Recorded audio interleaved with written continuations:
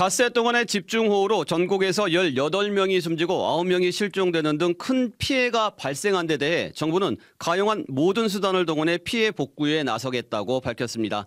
행정안전부에 나가 있는 권혁주 기자 연결해 자세한 소식 들어보겠습니다. 권 기자.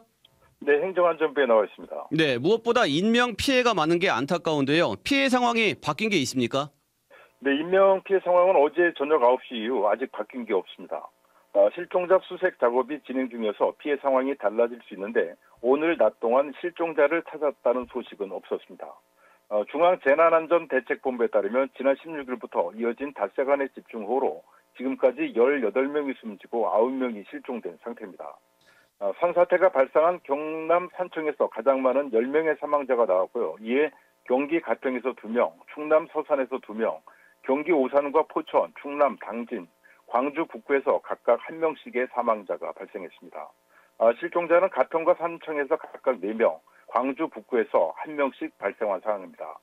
이번 집중호우 피해로 대피했던 주민은 14,000여 명, 이 가운데 2,400여 명이 아직 집에 돌아가지 못하고 임시 주거시설에 머물고 있습니다. 네, 그렇군요. 건축물과 농경지 침수 등 재산 피해도 많았지요? 그렇습니다. 이번 비로 도로 침수와 하천시설 붕괴 등 공공시설 피해가 2,000여 건 발생했고요. 건축물과 농경지 침수 등 사유시설 피해도 2,240여 건에 달하는 것으로 파악됐습니다. 특히 농림축산식품부는 이번 폭우로 농작물 29,000여 헥타르가 침수된 것으로 잠정 집계했는데요. 29,000 헥타르면 보통 2,200평 크기인 국제규격 축구장 4만여 개에 달하는 면적입니다. 침수 피해 작물은 벼와 논콩이 대부분이었습니다.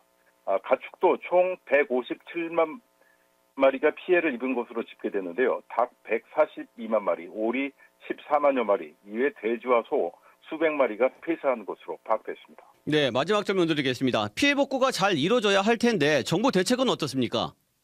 네, 행정안전부는 집중호우 피해 복구를 위해서 지방재정과 세제 등 지방자치단체가 활용할 수 있는 수단을 최대한 동원할 수 있도록 지원하겠다고 밝혔습니다. 행안부는 먼저 구호물품과 임시주거시설 지원 등 긴급한 피해 복구를 위해 지자체의 예비비나 재난관리기금 등 즉시 동원할 수 있는 재원을 적극 활용해달라고 각 지자체에 요청했습니다. 또 응급 복구를 위한 장비 임차와 임시 구호시설 설치 등에 대해서는 계약 절차로 인해서 구호 활동이 지연되지 않도록 수의계약이나 계약심사 면제 등의 계약상 특례 제도를 적극 활용할 것을 당부했습니다.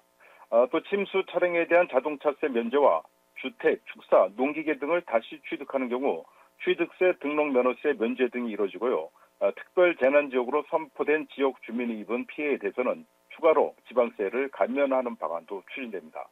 지금까지 행안부에서 전해드렸습니다. 네, 여기까지 듣겠습니다. 사회부 권혁주 기자 수고하셨습니다. 지금까지 CBS 박지환의 뉴스톡이었습니다. 노컷으로 보는 뉴스의 새로운 기준, 지금 알림과 구독 설정하시고 함께하세요.